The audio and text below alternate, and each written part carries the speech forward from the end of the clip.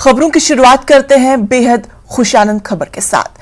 Hungary के एक बाशिंदे को हिंदुस्तानी फौज ने रेस्क्यू किया। ऑक्स वर्म्स नामी हंगरी का रहने वाला ट्रैकर हिमालय रेंज में उमास लाम्पास के नजदीक एक रास्ते में भटक गया था। हिंदुस्तानी फौज ने 30 घंटे ऑपरेशन चलाकर इसकी तलाश कर ली और बाद में इससे रेस्क्यू करने भी कामयाबी हासिल कर ली। बाद में उन्हें एयरलिफ्ट करके उधमपुर में इलाज मुआवजे के लिए भेज दिया गया। हंगरी के इस ट्रैकर ने हिंदुस्तानी फौज का शुक्रिया अदा किया।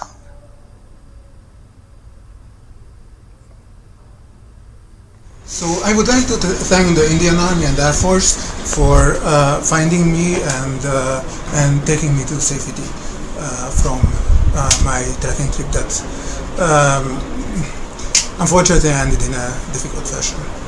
So I'm very thankful for all the search parties and everyone involved.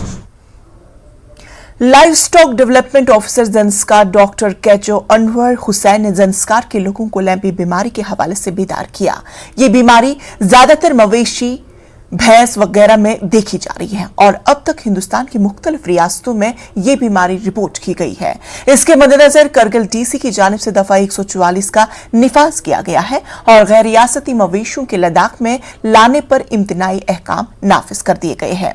मरकज के ज़ेर इंतजाम इलाकों से भी करगिल जिला में आने जाने पर अगले अहकामात तक मुकम्मल पाबंदी है।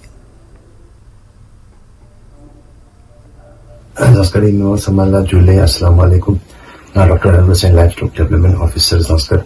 ये वीडियो चे मकसद पे इन दक्षिण तीन और पलांग से इमर्जिंग डिजीज शिक फैलाई छिंदो द डिजीज इमिंग पॉइंट लंपी स्किन डिजीज नती यानी बिल्कुल गोगा इन्फेक्टेड छिंदो। इसमें नोड्यूल्स निकलता है पूरे शरीर में और ये एक वायरल डिजीज है जो कि पॉक्सविरिडी फैमिली से बिलोंग करता है। लंपी स्किन डिजीज में सबसे पहले एनिमल की स्किन को अफेक्ट करता है। अफेक्ट करने के बाद नोड्यूल्स निकलता है। नोड्यूल्स निकलने के बाद हाई फीवर होता है।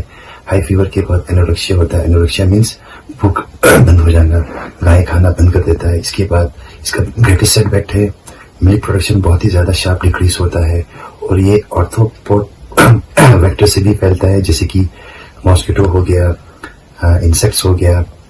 इसीलिए इस डिजीज से बचने के लिए सबसे पहले हमें इन्फेक्टेड एनिमल को सेग्रीगेट करना है। सेग्रीगेट मीन्स उसको अलग करना है, फिर इसका जो भी हमारे पास अवेलेबल वैक्सीन है इसके साथ ट्रीटमेंट करना है। और जब भी हम इन्फेक्टेड एनिमल को हैंडल करेंगे सबसे पहले हमें मास्क लगाना है और ग्लव्स पहनना है और उसके बाद हमें ट्रीटमेंट करना है। ट्रीटमेंट के बाद ग्लव्स और मास्क को हमें डिस्पोज ऑफ करना है और अपने हाथ को सैनिटाइज करना है डेटॉल से या किसी सोप से। और चूंकि एक बहुत ही हाई स्पीड से फैल रहा है पूरे इंडिया में, इसीलिए section 144 CrPC district magistrate Kargil Santosh Sukhdev साहब ने इम्पोज किया है और इन्फेक्टेड केटल्स के ट्रांसपोर्टेशन को टोटली बैन किया हुआ है। तो मेरे जितने भी स्टाफ है एनिमल हस्बेंड्री के, मैंने सबको इंस्ट्रक्शन दिया है स्तोत साइड से जितने भी बिलोंग करते हैं, लोंगना साइड से जितने भी बिलोंग करते हैं और शम साइड में जितने भी स्टाफ है, मैंने सबको कहा है कि अपने जुरिस्डिक्शन में बिल्कुल अपने सेंटर्स पे तैनात रहे।